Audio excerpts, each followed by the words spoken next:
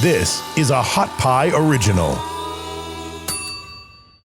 The people that are successful are the ones that are able to manage those scenarios and not let them, completely change their ultimate direction in life. Because it's always those, I say it's, the pivotal moment in your life that changes everything from success to failure. So your ability to, go through that moment, but then regroup and get, back on track. I kind of always say that is the make or break period.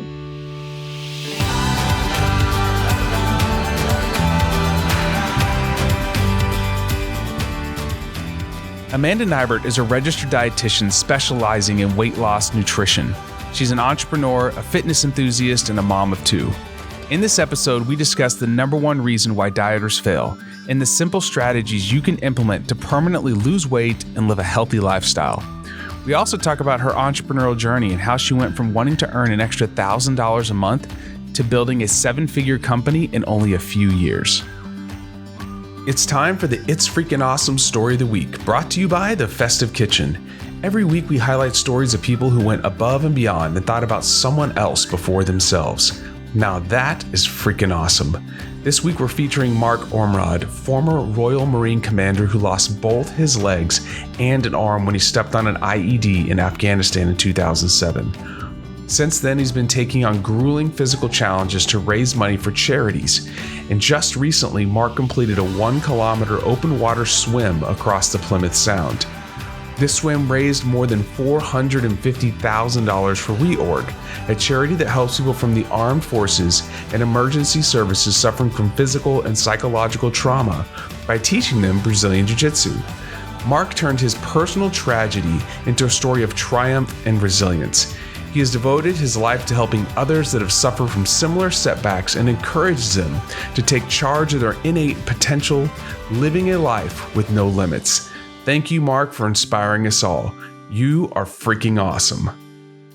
But before we get to my interview with Amanda, right now I just want to ask you something. Tell me if you know this story. You go out and spend several $100s on a fancy wearable device, hoping that it'll help you achieve your wellness goals, and then it ends up in your sock drawer. Sound familiar? Or how about this? You follow those cookie cutter clickbait health recommendations like walking 10,000 steps a day, and all you get is anxious and demotivated when life gets in the way and you can't hit the magic number. It's time for an evolution of expectation and results. That's where AIM-7 comes in. AIM-7 sets busy people free to live their values every day by building lifelong healthy habits. We use the health data from your Apple Watch to create small, scientific, personalized recommendations for whatever you want to do. Sleep better, increase your energy, reduce your stress, or lose weight. If you're ready to finally unlock the power of your Apple Watch data, then go to www.aim7.com. That's AIM7.com to get early access to our exclusive program. AIM-7 starts small and starts with you, your health data, your values to get to your thriving life. Finally, if you're looking for more information and resources to improve your health, well-being, and performance, then sign up for my free high-performance newsletter, Adaptation. Just go to www.ericquorum.com and sign up now. This newsletter is my effort to bring zero-cost, high-performance resources and tools to anyone with the desire to improve. But now, it's time to lean in and learn from the best. Well, good morning, Amanda. It's great to have you on the show. I'm excited to be here. Thank you.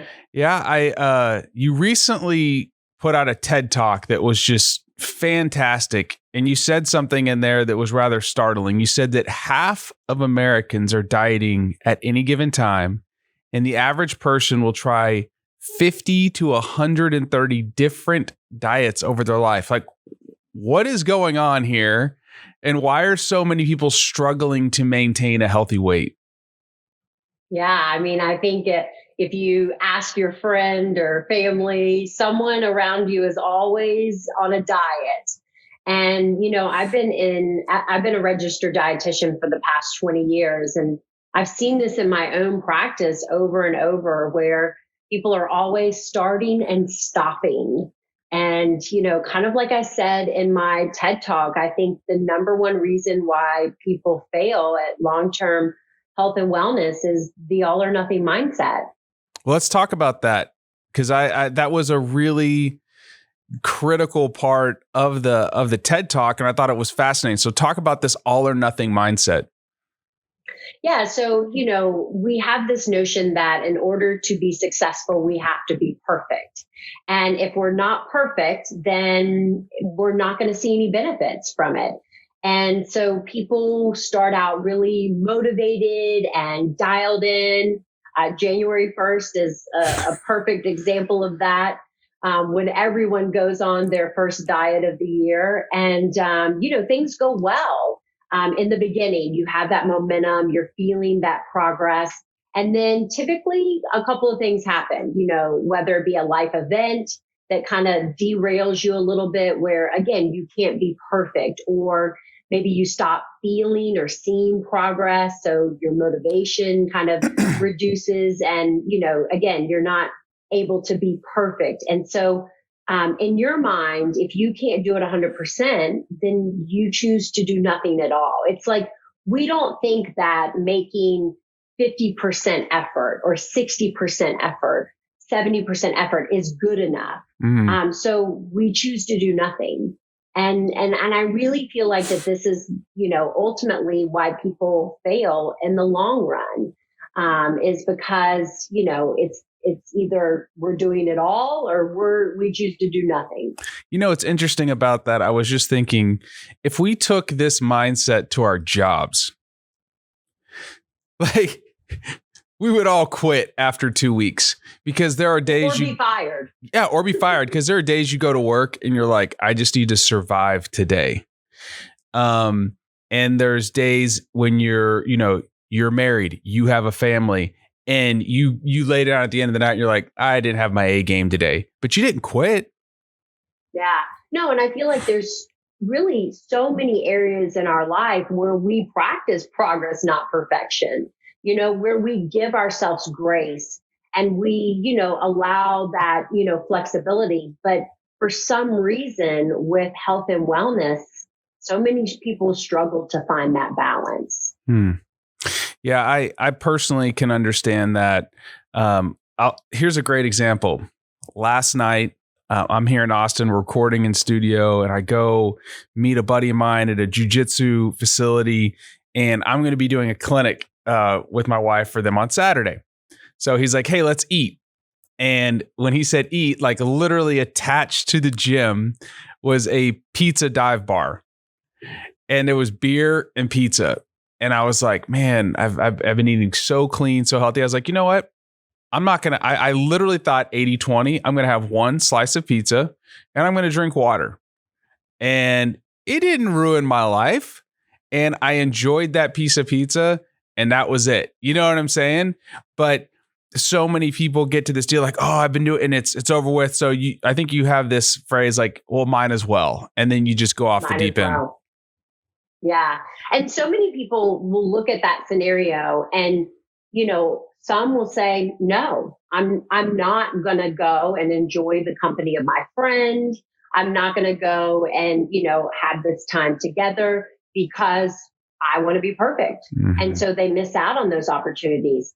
And then, others will go and say, well, here I am at a pizza and beer joint, and there's no way to make any type of healthy option. So kind of like what you said, might as well, versus, obviously you're in a good headspace. You have great mindset. You live that 80-20 approach. And so people like us can go in there and say, yeah, I'm going to have, one slice of pizza. I'm going to say no to the beer, and I'm not going to beat myself up for it.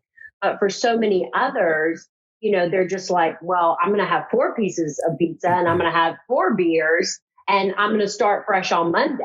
Yeah. And then in the whole weekend, it's just like, then it's donuts, then it's this, then it's that. And you're like, oh, it's man. The excuse, and in my TED talk, I gave 3 main takeaways to kind of help break this mindset and this, dropping the might as well thinking and learning to reset immediately was tip number 2.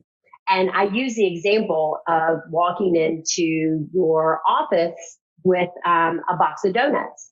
We've all been there. You walk into the workroom, the break room, there's fresh hot donuts.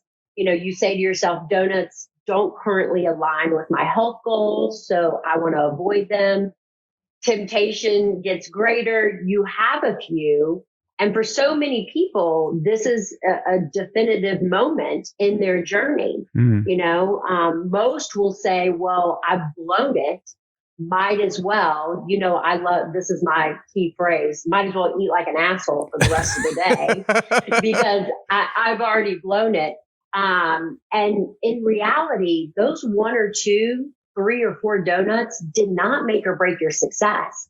It's ultimately what you chose to do after the donuts that really does. And once you realize that, and your ability to kind of regroup immediately is when you create the most important thing for long-term health and wellness, and that is consistency. A term that you also use for these types of random scenarios is flex meal, not cheat meal. Like, what's the psychological difference and what is the real difference between a flex meal and a cheat meal? Yeah, I mean, it's super important the way that you view the things that you're doing in your life. I think a cheat meal feels wrong. It feels, like you're cheating, which is bad. We don't cheat on our spouses. We don't cheat on our best friends. Why should we cheat on our diet or health and wellness? And so I encourage my clients to view it as a flex meal. My tip number 1 of breaking the all or nothing mindset is learning the 80-20 approach, progress, not perfection. 80% of the time, you're fueling your body based on the way you wish to feel and the results you aim to achieve. And 20% of the time, you're living your life with zero regret or remorse around the foods that you eat. And so when you look at it as a flex meal, it feels like it fits. It feels like this is something that you planned for. This is your 20%. Versus when you view it as like a cheat meal, it feels naughty. It feels like you're doing something bad. And that 20% should never feel bad, because whenever we associate, regret and remorse and, kind of those negative feelings around the choices in which we make, then again, we're just beating ourselves up. Yeah. You're probably the only weight loss dietitian out there that teaches people how to make spicy margaritas on her Instagram. By the way, your Instagram's fantastic. If you're not following her, you definitely need to follow her. Great ideas for how to live this out daily. There's you have awesome recipes on there. But when I saw that, I was like, I really like Amanda because I like spicy margaritas. But it can't consume you completely, or else you're not a human being, and then nobody wants to hang out with you. So we've talked about tip number 1 and tip number 2. What's tip number 3? So tip number 3 is to simply always do something. And really, again, what I've seen in my career over the last 20 years is people, when they get overwhelmed, when they get discouraged, they just completely give up. They do nothing. And, I always say you can never completely give up on your health and wellness. You always have to do something. So when you're feeling overwhelmed and you just are having trouble starting, pick one thing to accomplish for the next week, the next month. And then once that, habit, that trait becomes more second nature, add something else, to that. And it's really building on it, habit over the long run, that creates, again, long-term sustainable change. I just kind of launched a challenge for the rest of 2021. We have 7 months left in the year. Golly. And I'm challenging my followers to, pick one goal in June and implement that one goal And then in July, we're going to pick a second goal. So we're going to do 2 goals, and it may be, drinking more water or taking more steps, something very simple that they can do 80% of the time. My goal is by the end of the year that, my clients, my followers are doing 7 healthy things consistently. And then by that time, they'll be well on their journey for health and wellness. Yeah, because you have to take an action. And when you make it a habit, then you don't think about it anymore. And that's a brilliant idea. I just love your mindset around all this. So what are some tips that you have for people that are living a very busy lifestyle for how they can cook healthy meals? Like, what is your strategy for, like, let's say you're at home, like cooking healthy meals? Do you recommend meal prepping? Do you recommend like making a menu for the week? Like, we all think, we're all busy people. How do you make this something that's easier for you to do on the go while you're moving fast? Yeah, I mean, there's so many different strategies that you can implement, and you kind of have to figure out what works best for you. I always say healthy eating takes effort. It's not effortless. Running through the drive-through, 2 or 3 times a day is effortless. So if you want to establish that habit of healthy eating, you've got to put forth some effort. But hopefully you can find some strategies that make that effort kind of less in the long run. So a couple of things that I recommend to kind of make, again, healthy eating a little bit more effortless is, number 1, create a master meal list. Sometimes the hardest part about sitting down and thinking about what you're going to cook is remembering what you cook, So having a list of even just 10 to 15 meals that you love and your family love can really help you, again, on Sunday night, say, you know what, we're going to make Brenner breakfast for dinner. We're going to do tacos. We're going to do stir fry, boom, boom, boom. You don't have to think about what your family likes, what's healthy. It's all there. So making that master meal list can be really helpful. And then I encourage my clients, because I feel like a lot of times people will say, well, I got bored. Nobody ever gets bored of hamburgers and French fries. No. But we get bored of, healthy food. It always cracks me up. I think it's a cop-out. But ultimately, my next suggestion is, well, if you find that you get bored and you need variety, then consider trying 1 new recipe a week. That's 52 new recipes a year. And it may be a hit and it may be a flop. All right. So you may make a recipe and the entire family loves it. All right. Put it on your master list. You just added a new recipe that everyone loves. You may make a recipe and everyone ends up eating peanut butter and jelly. Okay. It's okay. Yeah. Not every recipe is going to work. So, you throw that one out, you never make it again. So that's another way that you can kind of look for variety within the foods that you're cooking. And then, healthy eating doesn't have to be hard. I think that it is way healthier to go home, boil some pasta, brown some beef, throw in a jar of marinara sauce and steam some broccoli than it is to run through and again, grab fast food. Just the simple act of cooking at home makes it healthier because you control the ingredients, you control the portions. And, so many people are like, oh, well, I can't eat pasta. It's not good for me. And so we have all these kind of food rules. And I promise every meal that you're possibly cooking at home, it probably is healthier than you think it is, or there's a way to make it a little bit healthier. So again, take those tried and true, recipes that you grew up on, that home cooking that you think may not be the best option, and find ways that you can tweak it. Maybe using a leaner cut of meat, maybe adding more vegetables, simple shifts like that. So don't overthink healthy eating. It doesn't have to be that hard. I love it. You have a personal story about, you were doing everything right. And then you went to the doctor and you got some surprising blood results. You want to talk about that? Yeah. I mean, my journey, I used to work in a hospital setting as a clinical dietitian. And after this kind of my own personal journey, I used to call myself the renegade dietitian because I kind of like taught everything different than what most dietitians or what most doctors were saying.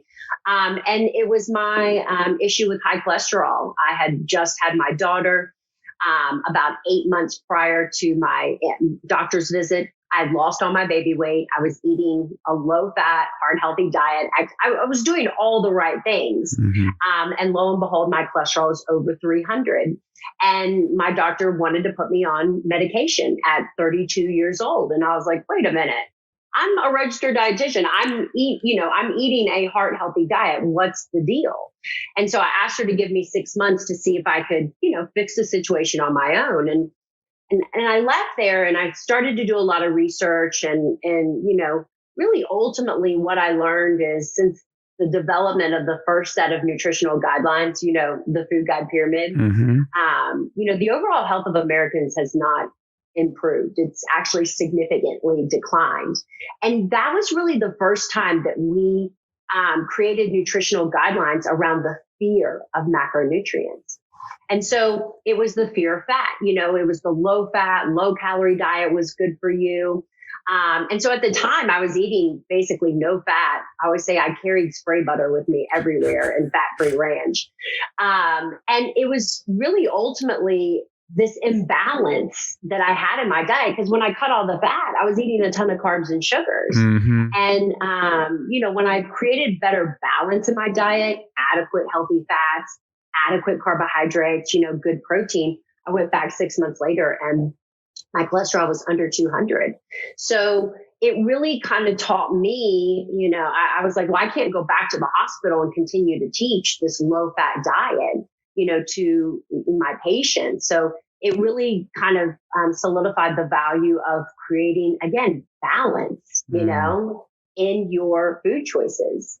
Wow. I really love that story because, my career has been built on being a renegade.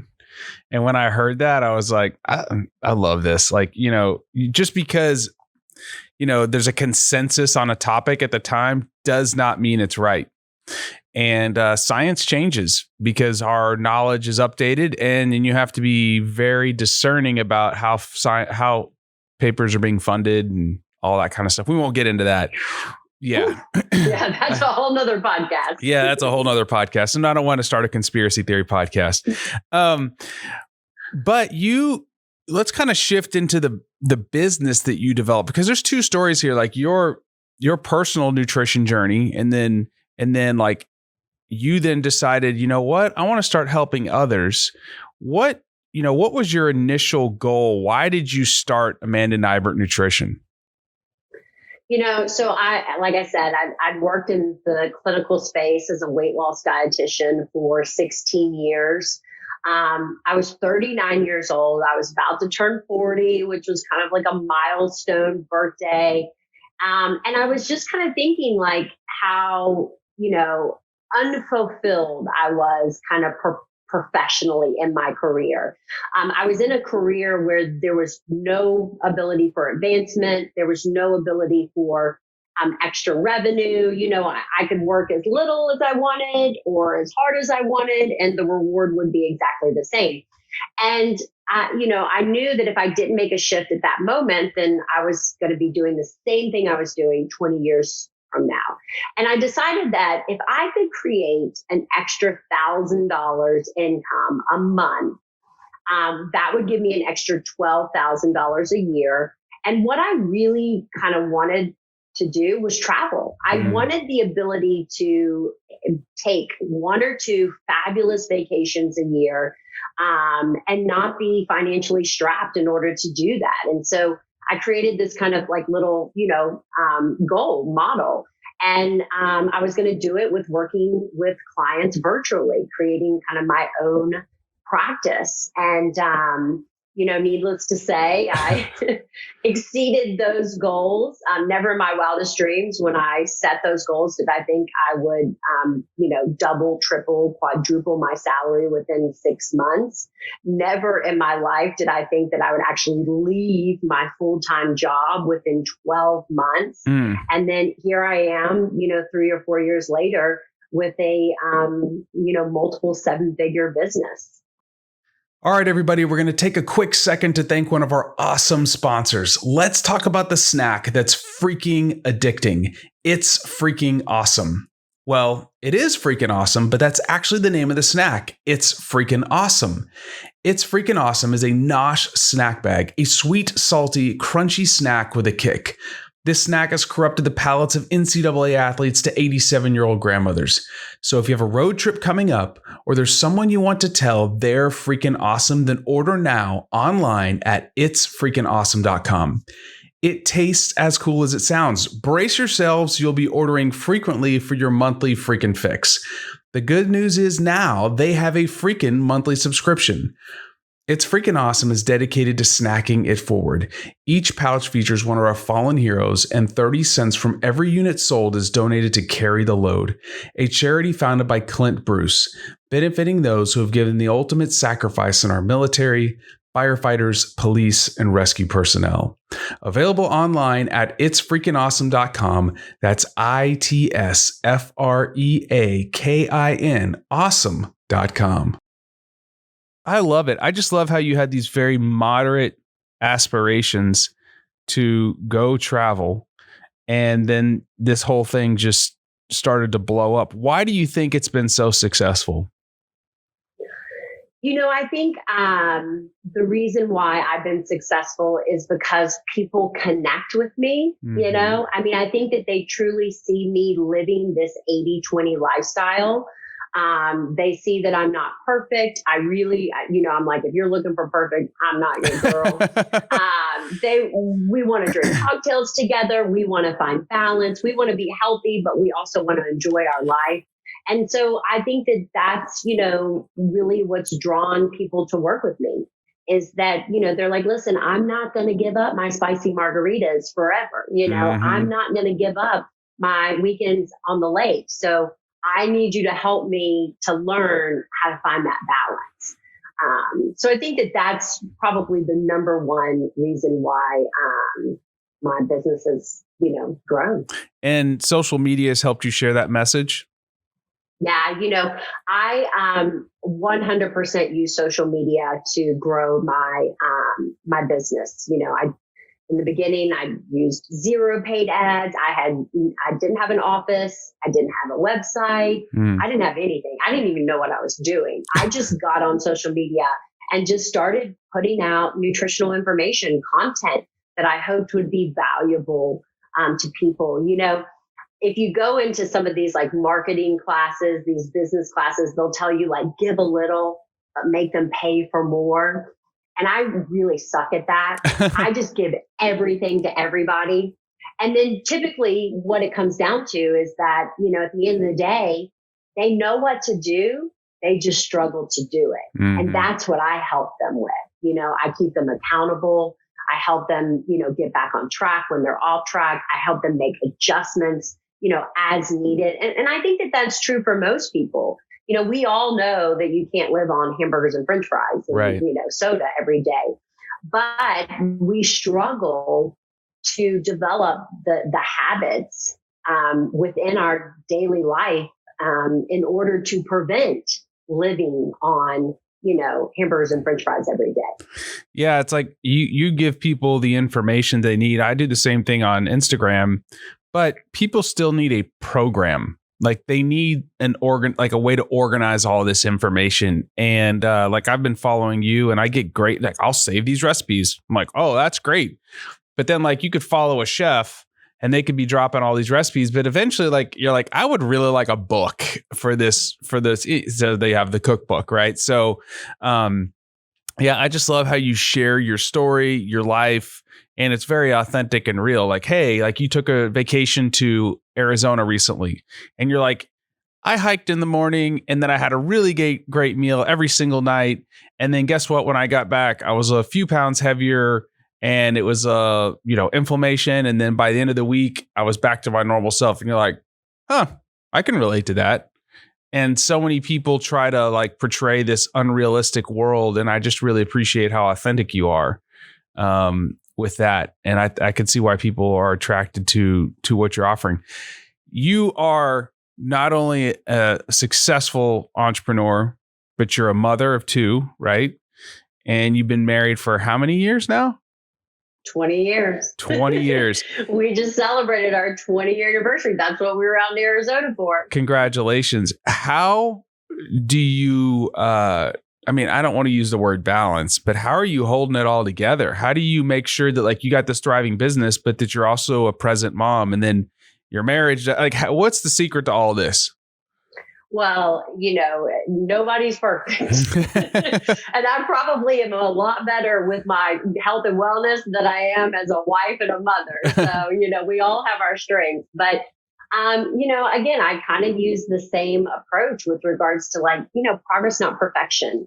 I think communication is key. And that's what I really value with my relationship with my children and my relationship with my husband. We have huge open lines of communication. And I think that that's what makes us so successful. We're not afraid to tell each other how we're feeling or what we need in order to, improve our relationships or our daily lives. And, that works best for us. And then we try to have a lot of fun, I don't, my kids you may think that my kids sit down and eat chicken and broccoli every night. And I'm like, no, they pretty much live on, hot Cheetos and Oreos. So again, it's recognizing, your battles that you want to fight and the ones you don't want to fight. And knowing that kind of in the long run, it will all go well. Yeah. You want to model good behavior, but you also don't want your kids to, there's a fine line, especially like exercise. Right. So like we do jujitsu as a family, but I don't want to force, like one of my kids is like crazy nut job, 5-year-old that will like, all he does is watch sports on TV and practice baseball all day long. That's just what he wants to do.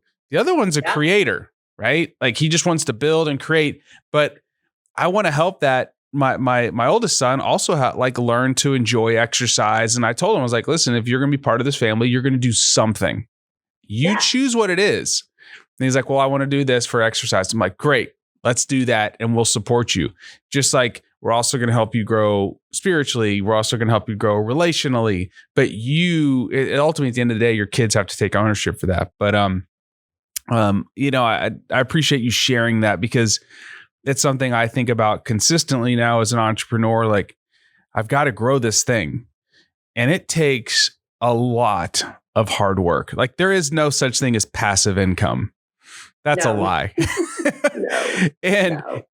But you also, your family can slip really easily and your relationships can slip. So thank you for sharing that. Well, and that's why I said, I'm actually maybe a lot better at health and wellness and entrepreneurship than I am, family life, because over the last 4 years, I have like completely just immersed myself into growing my business and, building that. And my justification was, if I opened a restaurant, I would be there 24/7. I would be making sure everything was, perfect and running. And, you kind of put in the grind in the beginning to then get it to a point where it's running on its own. So my goals in the new year, actually the pandemic did me well. I was already positioned on a virtual business. So I thrived during that time period. And it forced me to slow down. I had overscheduled myself. I was traveling a ton. And so ever since then, I feel like I've found a little bit better balance. But that's really my goal in 2021. So is to actually work less and relax more. That's a great goal. So how do you protect your time? I try to block off. I mean, again, with your own business, especially in the space that I work, the virtual space, growing my business through social media, it's 24/7, And so a lot of times, now I really try to protect my Saturdays and Sundays, don't look at your email, stay off the business stuff, use that time for myself and my family. So even just kind of time blocking, times where I'm not engaging in kind of work activities. But sometimes it's easier said than done because I'm a person that it's really hard for me to like lay on the couch and relax. I lay on the couch and say, dang, I could be answering 20 emails right now, you know?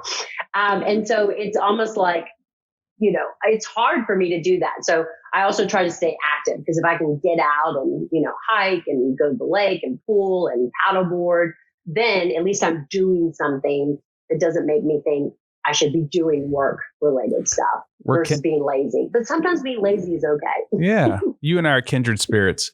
My wife is like, Eric, do you always have to do something? I'm like, if I don't, I'm going to go nuts. But that's just, you know, we're all made differently. So I ask every one of my guests, what does high performance mean to you? So what does that mean to you, Amanda? You know, high performance to me means feeling my absolute best, feeling the most energetic, feeling the most clear-headed, feeling the most rested, you know, and kind of being able to engage in all activities, you know, at an upper level. I love that. I love the feeling of ultimately people want to feel good. Yeah. And if you can help somebody feel good, or you can feel good yourself, I think everything else, like you have more energy, you can apply yourself in other areas and be more present in a lot of different ways. So what habits? And I don't think a lot of people, sorry to interrupt. I don't think a lot of people understand the importance of that. You know, one of the things that I do with my clients in Lean, Living Energized and Nourished, is at the end of 7 weeks, before they assess their progress, I make them list out all the things that they feel over the last 7 weeks in a positive way. Like, you know, I'm sleeping better. I feel less bloated. I have more energy. My skin is clearer. Kind of all of those, I call them non-scale victories. Because the moment they step on the scale and they see their progress, they're either going to be elated and they're going to remember all of those good feelings because the number reflects what they think it should be. Or they're going to step on the scale and they're going to be disappointed and none of that matters. And they don't remember any of those things. And when I can get people to recognize the value and importance of feeling better and what that creates, like that spiral effect, then the real success, the real transformation begins. So again, I don't think that people recognize the value of that feeling on a daily basis. That's brilliant. That is I think we should all check in with ourselves like that. Maybe monthly, and I just wrote in a monthly check-in to just assess yourself and be like, how do I feel? What are the things I've progressed in? So I use objectives and key results for our business. And that's really helpful. We do that quarterly. And it's something I'm probably going to start doing for myself quarterly. Yeah. Because it's like, you know, I also use this thing, the Full Focus Planner. It's been really helpful for me. And like I just have my big 3 for the day. And you can finish your day and you have all these things on your checklist, but maybe I didn't get down here, but if I got these 3 things done, man, I feel great about myself and I can close the books on the day and be like, great job, Eric. Otherwise, you're just going to always be, it's easy to get into a self-defeating mentality. Yeah. Just grinding it out day after day and not seeing the wins in, you know, your daily activities for sure. No, that's awesome. So, and I think ultimately when you come down to assessing how you feel kind of at the end of the month, you know, what I tell people, because we do like habit tracking and, you know, all sorts of things to kind of keep you consistent, you know, that 80-20 is at the end of the month. It's like, if you get there and you're like, I feel like crap, then you can kind of look back and say, well, I feel like crap because I did the things that matter half the time. I was 50-50, you know, or I love this exercise because sometimes there's just that one thing that you failed to focus on. So maybe you did 20 things right all month long, but you didn't prioritize your sleep. And at the end of the month, you know, you feel like crap and it's solely because of your sleep. And sometimes things are outside of your control. Life happens. Yeah. And you could look back and be like, there's no way I could have prevented that. You get in a car wreck. Like, what are you going to do about it? Well, you're just going to get up. You're going to start doing rehab and, you know what I'm saying? Or whatever. Like a loved one passes away. That's life. Like, and you can't beat yourself up. You should mourn those things. And we track wellness in AIM-7. I've been tracking wellness with athletes for years. And like the thing I've come up with is life's messy. There is no nobody's ever going to do this their entire life on their mental health and well-being. It's going to go up and down and up and down. And the key is like knowing when the downs happen and then having something that you can do to bring it back up, whether it's your social connection, loved ones that come around you, or your mindset to get out of it. Yeah, no. And I mean, it is the people that are successful are the ones that are able to manage those scenarios and not let them, completely change their ultimate direction in life. Because it's always those, I say it's, the pivotal moment in your life that changes everything from success to failure. So your ability to, go through that moment, but then regroup and get, back on track. I kind of always say that is the make or break period. Wow. Thank you for sharing that. So what outside of eating healthy, what are some habits or practices that you've adopted to help you stay performing at a high level? Well, me and you, we're right on the same level. And I work with a lot of women that are, going through premenopause and postmenopause, as we age. I mean, I'm 44, no spring chicken over here. And I think that a lot of times, we're so focused on what we eat and how much we exercise that we don't see the value in everything else. And I'm here to tell you, number one, your sleep matters more than probably anything that you're doing. So optimizing your sleep is so important. It's important for me. It's something that I, really stress for my clients. Getting quality sleep, getting, good recovery, I think is important. Stress management, that insulin and cortisol, those are your top fat storing hormones in the body. Insulin, we address with food. Cortisol, we address with sleep, we address with stress management. So, managing your stress, which I think is potentially the hardest thing that we have to do. It's really easy to create a balanced diet. It's hard, to manage your stress on a daily basis. So, those are two key things that I think are important. I think daily movement is key.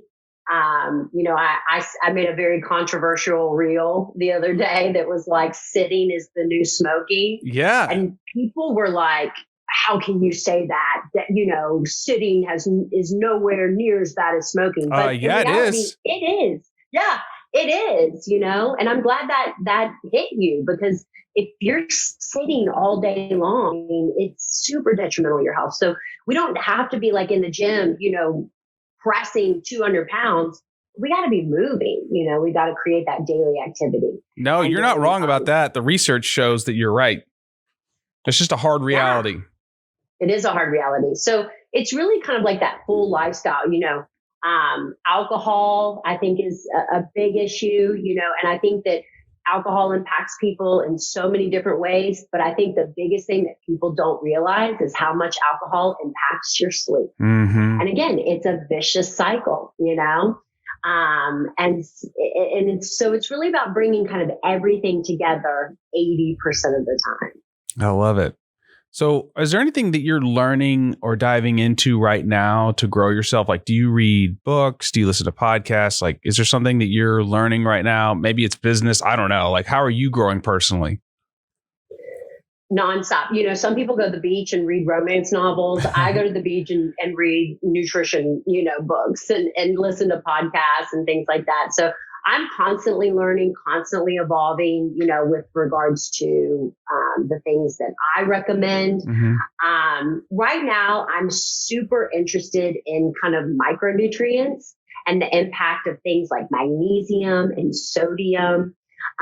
So learning a lot about, supplementation. I'm not a huge fan of supplementation. I think whole foods should be our base, but I do realize that there's things in our environment that are reducing our ability to absorb and utilize micronutrients, vitamins, and minerals. So doing a lot of research on that. I definitely have an entrepreneurial spirit as well. Launching a wellness platform called Spring, which is where hopefully I can help other wellness professionals like me, dietitians, chiropractors, personal trainers, create scalable group-based programs. So kind of teaching them my method of that group-based approach and, showing them how to implement that in their own genre, whether it be women's wellness, whether it be hormone balance, whether it be, diabetes, weight loss. So those are the two big things that I've got going on. And then obviously, my baby, Lean, living energized and nourished, always trying to continue to grow that space too. So where can people find Lean? Is it just, where can they, if they want to get on your program and get started, where can they find it? You'll find all the information about my program on my website, amandanighbert.com. But like you mentioned, I am so active on Instagram. It's my favorite platform. And there's lots of links from Instagram to my program. But it's just, I think, the best place to kind of follow along and get some tips that you can apply on your own. And then if you're struggling and you feel like you need more support and accountability, then you can kind of sign up for the real deal. That's awesome. And Spring, you can also find on your Instagram account. There's a link to that. Yeah. Yes. Perfect. So if you're a health and wellness professional and you're interested in kind of, learning that group technique and the scalable business model, yes, check out Spring. It's Spring without the I, SPRNG. Okay. I gotcha. Did you get that .com on that one? We did. There you go. It's so hard now. That's why you're seeing these crazy names and stuff. Like everything's got an LY, like whatever, Dotly, because it's impossible. Yeah. And they're going to charge you $100,000 to get the .com. But Amanda, it was fantastic having you on the show today. I really appreciate you. I appreciate your friendship. And I'm just very thankful that you came on. And if you're looking for help with your nutrition, you should definitely check her out. Thanks so much, Eric. It's been awesome. If today's podcast enriched your life in any way, please support the BluePrint by doing one of the following. If you're listening on an audio platform like Apple or Spotify, please subscribe. If you're listening on Apple, please leave us a 5-star review and any feedback you desire. Your feedback is tremendously valuable. Finally, if you're watching this on YouTube, please leave us some feedback and also subscribe. We'd love to know how we can improve the show and which topics that you are loving. And thanks for joining me, and I look forward to engaging with you across all of our platforms. Thanks for listening. You can find more episodes and all other Hot Pie Media originals baked fresh daily at our home on the web at hotpiemedia.com, the Hot Pie Media YouTube channel, or wherever you listen to podcasts.